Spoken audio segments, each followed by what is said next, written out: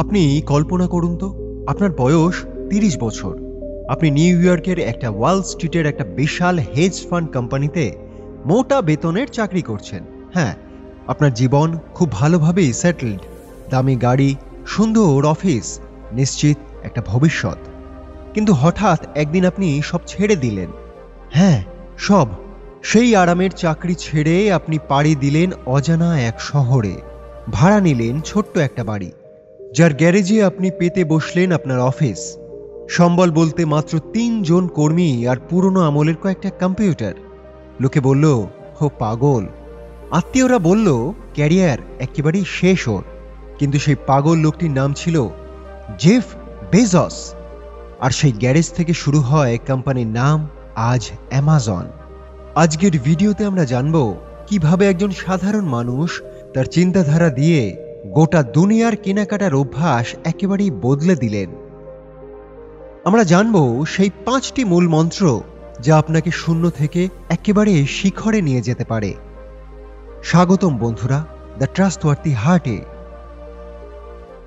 Jeff Bezos যখন চাকরি ছাড়ার সিদ্ধান্ত নিলেন, তখন তার বস তাকে অনেক বুঝিয়েছিলেন, জেফ, তোমার আইডিয়াটা ভালো, কিন্তু এটা তাদেরই জন্য যাদের ভালো চাকরি নেই।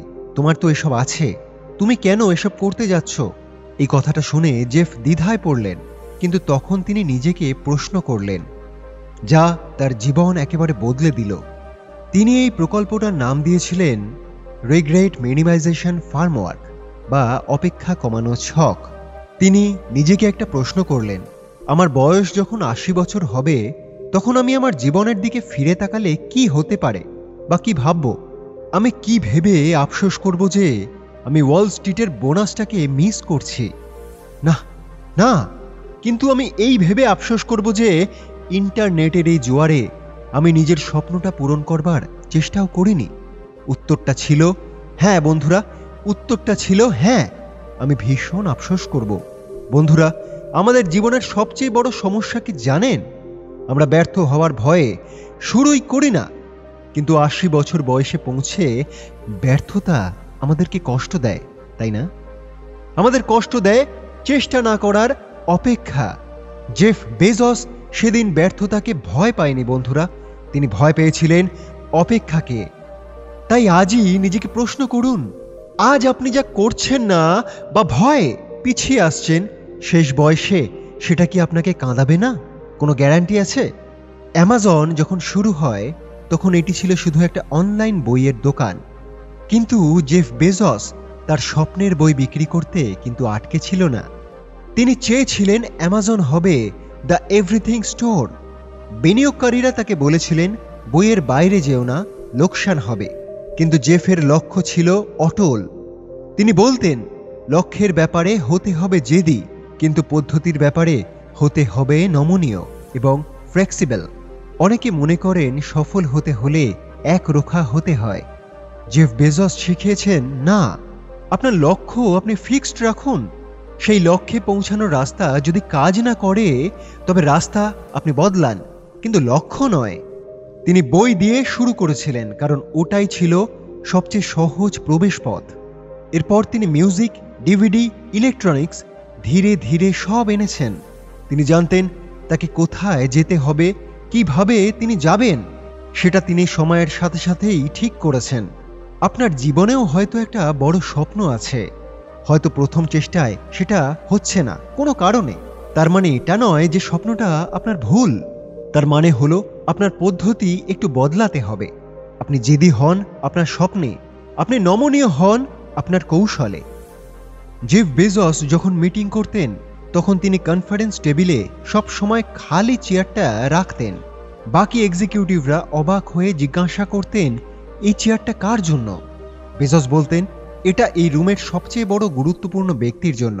ইনি হলেন আমাদের কাস্টমার। পৃথিবীর 99% কোম্পানি তাদের প্রতিযোগীদের দিকে তাকায়, আমাদের পাশের জন কি করছে, ওরা কিভাবে প্রোডাক্ট আনলো, আমরা ওদের চেয়ে কিভাবে ভালো করব। বেজস বলতেন, প্রতিযোগীদের দিকে তাকালে তুমি বড়জোর তাদের সম্মান হবে, কিন্তু গ্রাহকের দিকে তাকালে তুমি নতুন কিছু সৃষ্টি করবে, এটাই জেনে রেখো। তিনি জানতেন মানুষ অলস এবং অধৈর্য, মানুষ চায় দ্রুত ডেলিভারি, কম দাম, তাই তিনি নিজের লাভের কথা না ভেবে বছরের পর বছর লোকসান দিয়ে প্রাইম ডেলিভারি চালু করেছেন। সবাই বলেছিল অ্যামাজন একদিন দেউলিয়া হয়ে যাবে, কিন্তু আজ সেই কাস্টমার অবসেশন অ্যামাজনকে $1 ট্রিলিয়ন কোম্পানিতে পরিণত করেছে। শিক্ষাটা খুবই পরিষ্কার বন্ধুরা, আপনি জীবনে যা কিছু করুন না কেন, ফোকাস করুন মানুষের উপকারে, অন্যের সাথে প্রতিযোগিতায় নয়। আপনি যখন মানুষের সমস্যা সমাধান করবেন, সাফল্য তখন বাই প্রোডাক্ট হিসাবেই আসবে। আমরা সফল জেফ বেজসকে চিনি, কিন্তু আমরা জানি অ্যামাজন ইতিহাসের অন্যতম বড় ব্যর্থ প্রজেক্টগুলোর জন্মদাতা। অ্যামাজন ফায়ার ফোন কোম্পানির কোটি কোটি ডলার লস হয়েছিল এই প্রজেক্টে। অ্যামাজন অকশন পুরোপুরি ফ্লপ। কিন্তু জেফ বেজস কি লজ্জিত ছিলেন? না, তিনি বললেন, আপনি যদি উদ্ভাবন করতে না চান তবে আপনাকে ভুল বোঝবার জন্য প্রস্তুত থাকতে হবে। আর যদি আপনি ব্যর্থ হতে না চান তবে নতুন কিছু করবার চেষ্টা করবেন না। এটাই হলো আসল কথা। বেজস বিশ্বাস করতেন একটি বড় সাফল্য 100টি ব্যর্থতাকে ঢেকে দিতে পারে। ফায়ার ফোন ব্যর্থ হয়েছে, কিন্তু সেই টেকনোলজি থেকে জন্ম নিয়েছে অ্যালেক্সা এবং ইকো, আজ যা ঘরে ঘরে।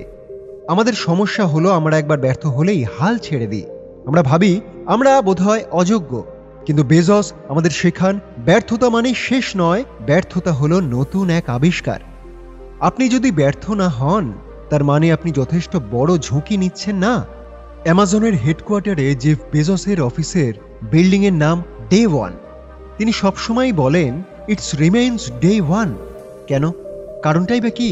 কারণ ডে 2 মানে হলো স্থবিরতা, এরপর আসে অপ্রাসঙ্গিকতা, এরপর আসে কষ্টদায়ক পতন এবং শেষে মৃত্যু।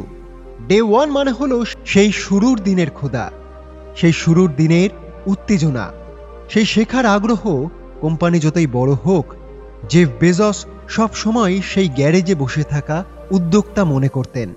তিনি বলতেন, যেদিন তুমি মনে করবে তুমি সফল হয়ে গেছো, সেদিন থেকেই তোমার পতন শুরু। জীবনের প্রত্যেকটা দিন প্রথম দিন হিসাবে দেখুন বন্ধুরা। আপনার অতীত সাফল্য আপনি ভুলে যান, আজ নতুন করে কি করার আছে সেদিকটায় আপনি মন দিন। বন্ধুরা, জেফ বেজসের জীবনের এই কাহিনী থেকে আমরা আজ যে শিক্ষা পেলাম, এটি হলো জীবন তাদের জন্য নয় যারা নিরাপদ তীরে বসে থাকে। জীবন তাদেরই জন্য যারা উত্তাল সমুদ্রে ঝাঁপ দেওয়ার সাহস রাখে। 80 বছর বয়সে গিয়ে যাতে বলতে না হয়, ইস, যদি একবার চেষ্টা করতাম আমি, তাহলে হয়তো জয়ী হতে পারতাম। তার চেয়ে আজ আপনি সেই ঝুঁকিটা নিন। লোকে হাসবে, লোকে বাধা দেবে, ব্যর্থতা আসবে, কিন্তু তুমি মনে রাখবে তোমার হৃদয়ের চেয়ে বড় কোনো গাইড কোথাও নেই। তোমার হৃদয় হলো তোমার সবচেয়ে বড় গাইড।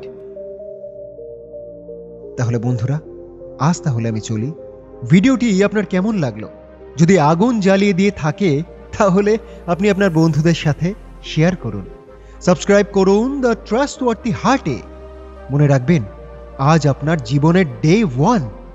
আপনারা সকলে অনেক অনেক ভালো থাকবেন এবং সুস্থ থাকবেন। আমাদের চ্যানেল দ্য ট্রাস্টওয়ার্থি হার্ট আপনাদের পাশে সবসময়ের জন্যই থাকবে।